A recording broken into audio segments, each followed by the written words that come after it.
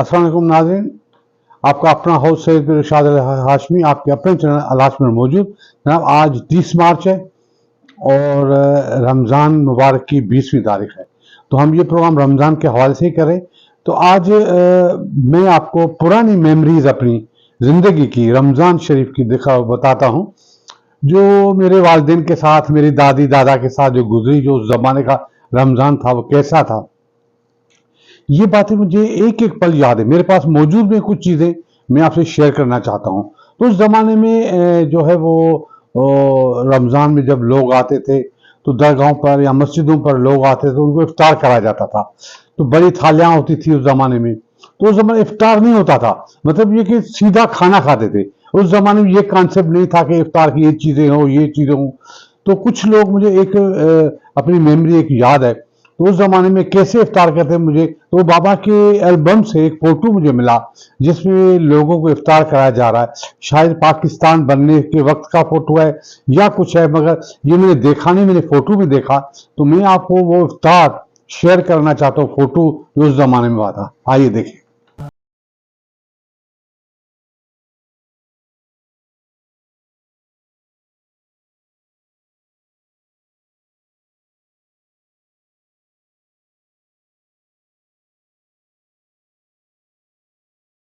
उसके बाद में आपको एक इफ्तार पार्टी बाबा ने दी थी। उस ज़माने के सीएम अब्दुल सत्तार पीरज़ादा साहब, जो अब्दुल हफीज़ पीरज़ादा के वालिद थे, काजी अकबर साहब थे, साईं हमारे मटियारी सादा थे, सादला शाह थे, मेरे दादा साईं साईं पीर बकादार शाह थे, ये सब मौजूद थे इस इफ्तार पार्टी में। हाशमी हाउस में इफ्तार पार्टी हुई थी। तो उसके बाद खाना लगा था। उस ज़माने किरा करिए, आप देखें उस ज़माने का माहौल देखें, उस ज़माने के कपड़े देखें, कैसे शाइनिंग है और टोपियां पहनी हुई हैं। ये एक शानदार इफ्तार पार्टी है जो मैं आपसे शेयर करना चाहता हूँ, ये देखें।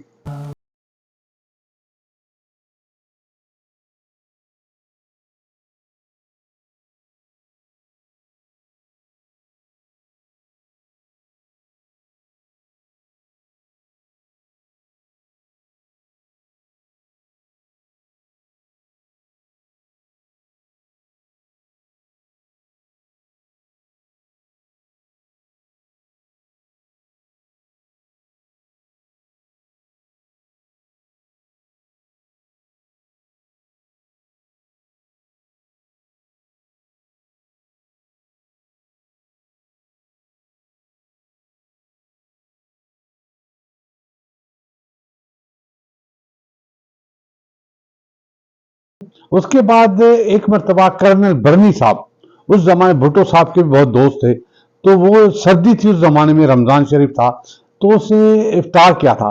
मुझे याद है कि सुमार बावर्ची, हमारा खोसा बावर्ची था, उसने खाना बनाया था। बदर बुर्ची ने खाना बनाया था। उस जमाने सूप और पल्ला जो था वो था, और बहुत सारी चीजें ऐसी थी। उस फोटो में आपको देखने में आएंगी। एक हल्का सा फोटो है जो उस जमाने की याद दिलाता है कि उस जमाने में कैसे लोग मोहब्बत से पेश आते थे। मेरे बाबा और ये हाशमी हाउस कैसे सजा हुआ था, आइए देखें।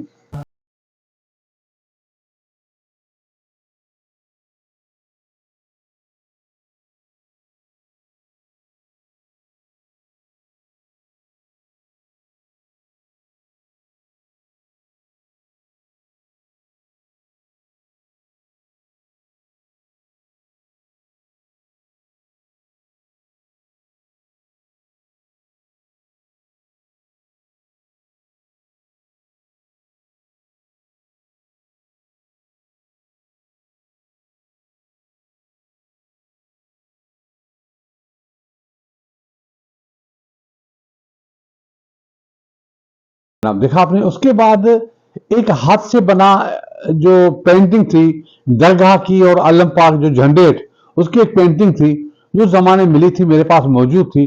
तो मैं वो भी आपसे शेयर करना चाहता हूँ, क्योंकि ये रमजान के महीने में एक आर्टिस्ट से बनाई थी, बाबा को गिफ्ट दी थी।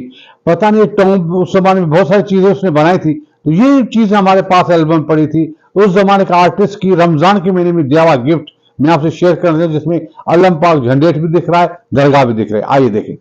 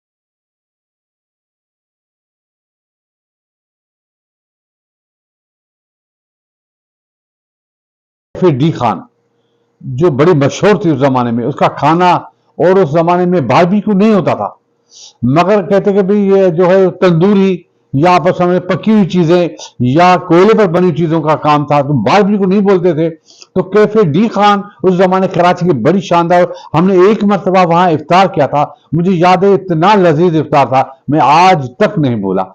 तो उसके जो गरम गरम नान थे आज भी मुझे याद है, मक्खन के साथ उन्होंने पेश किए थे। तो आइए आपको उस जमाने का फोटो दिखाएं, ये देखें।